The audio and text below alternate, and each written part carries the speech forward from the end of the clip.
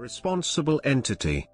A responsible entity is a peculiarly Australian invention designed to replace the manager/trustee in managed investment schemes. It was created by the Managed Investments Act 1998, which made significant amendments to the prescribed interest provisions contained in the Australian Corporations Act. Overview. The new arrangements replaced the relatively well-known formula used in most common law jurisdictions of a two-tiered trustee/management company regime with a single responsible entity. The responsible entity holds scheme property on trust for scheme members. The responsible entity has power to appoint an agent to do anything that it is authorized to do in connection with a scheme. This may include the appointment of a custodian to hold scheme property on behalf of the responsible entity.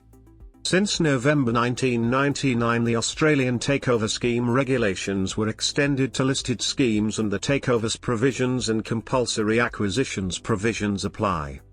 A responsible entity has the dual role of trustee and manager of an investment scheme, and must be appointed if an investment scheme needs to be registered. It is possible to have a retail registered managed investment scheme or a wholesale registered managed investment scheme. Ownership. The responsible entity must be an Australian public company, with certain levels of net tangible assets, depending on the value of the scheme's assets. The responsible entity must hold an Australian financial services licence.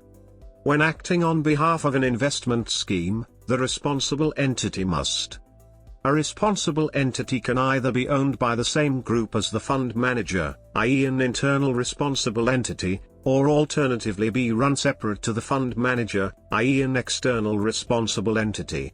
Where the responsible entity is external, the responsible entity, on behalf of the investment scheme, typically enters into a management agreement with the fund manager. There are a number of external responsible entities that fund managers can engage to provide responsible entity services for a managed investment scheme, called a responsible entity for hire.